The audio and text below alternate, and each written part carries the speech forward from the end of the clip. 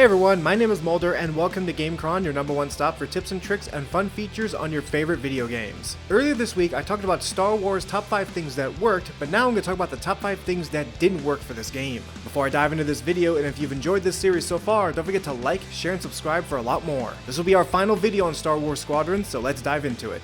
Inspired by heroes who fly for freedom as we emerge from the darkness of Imperial oppression into the light of a new era. Number 5, Steam VR performance issues. Now I mentioned in my last video that if you connect to EA Origins directly and play the game, you're going to have a great VR experience. Unfortunately, the same can't be said if you connect directly to Steam VR. After reading up through Reddit and through the experience of one of my best friends who currently plays the game directly through VR, as it stands currently, Star Wars Squadrons does have performance issues when you connect directly to Steam VR, which then has to connect directly to EA Origins before you can jump into the game. This does lead to performance issues such as screen tearing, lag whenever you put on your VR headset. It's become such a problem that one of my best friends actually had to buy the game directly to EA Origins after he bought it on Steam in order to fix this problem. So just be aware that at the time of making this video, don't buy this game directly to VR Stream, instead buy it directly to EA Origins if you don't want to encounter any issues. Number 4, not enough maps. Now when this game came out, there were 6 maps that you can play in. Each one of these maps, from the Maneater dockyards to just asteroid maps, all capture the Star Wars feel very well. But the big issue is that there's just not enough maps. In dogfights, for example, you're going to be playing the exact 4 maps over and over again. From wide open vistas of just clouds to just cluttered in asteroid fields,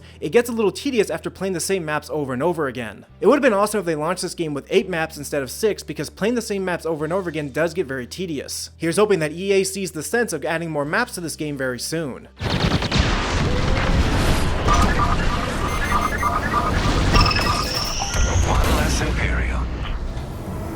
Number 3, repetitive fleet battles. Now, fleet battles, through my experience both playing with a good team and with randos, whether you're battling against the AI or other players, the game mode is just way too repetitive. Even with a well-coordinated team, people running the right type of bomber equipment, using the right fighters for cover, and so on, the average length of this type of game can last between 15 to 20 minutes per round. What adds even more insult to injury is that the artificial intelligence on the ships are actually pretty brutal. Regardless if you're attacking an enemy ship with a friendly convoy nearby, the artificial intelligence both on the enemy starfighters and the actual ship's guns can just tear you to shreds. What adds even more insult to injury is that when you're playing against other players and you're attacking their main ship, a lot of times players will just break away from the fight and fly into their ship just to switch out and regain health and come right back out again, which just adds more frustration when you're battling against other players. But the other insult to injury here is that the mode just isn't that much fun to play after a couple times. The morale meter fluctuates so many times that by the time you get your chance to switch out to a new fighter to where you need to either be a bomber or support craft, you'll have to go back on the defensive again. It really just drags the whole experience. I was really looking forward to fleet battles, and here's hoping that they do patch quite a few things, like say lowering the enemy shields, toning down the accuracy on the guns on these cruisers. All in all, it would make life a lot easier and a lot more fun to play this mode if they do some balance tweaking.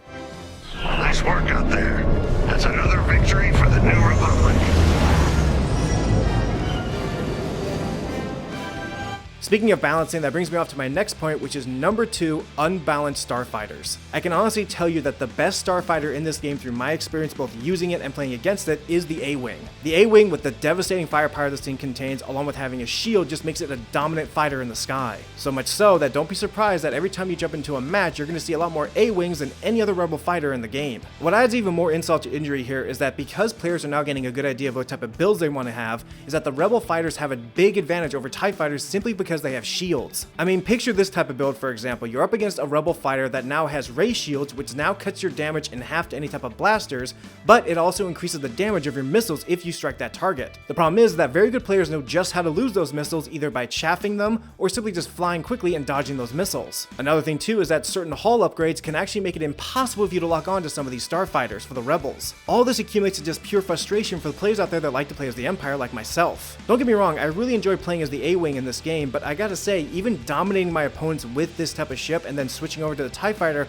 it just really feels unbalanced now. I'm really hoping that devs jump in here quickly and do some balancing tweaks immediately so this game can keep on going strong. I have started to notice that a lot of people tend to drop out of matches when playing as the Empire the moment they start losing by a deficit of just 5 kills against good Rebel pilots, which in the long run, if there aren't any balance tweaks added to this game, it's just going to kill the player base. Now before we dive into number 1, just want to let you know that if you've enjoyed this video series so far and you want to see more videos like this, along with videos on your favorite games for like say tips and tricks, definitely take a look at the channel. If you want to stay up to date on the latest games that we're going to be covering, don't forget to like, share, and subscribe for a lot more. We're finishing up Star Wars Squadrons here, but the next game we will be talking about is Watch Dogs Legion. But before I go any further, let's talk about the number one issue I have with this game so far, and that is no planned DLC. This really hurts because this really just, it stinks that EA isn't going to be adding any DLC for this game. I understand this is a budget title, I get it, but the thing is that Star Wars Squadrons is a really good game. Even with the few little issues with the VR setup from Steam VR to even some balancing that they could easily tweak with a good update, this game has a lot of potential and the opportunity to last a very long time if they add in some good DLC. For example, they can add in a lot more maps, especially for dogfight mode, but more importantly, they can add a bunch of new Starfighters as well. For the Rebels, they can get the T-47 Airspeeder along with the B-Wing. For the Empire, they can get the TIE Advanced X-1 while also getting the TIE D Defender.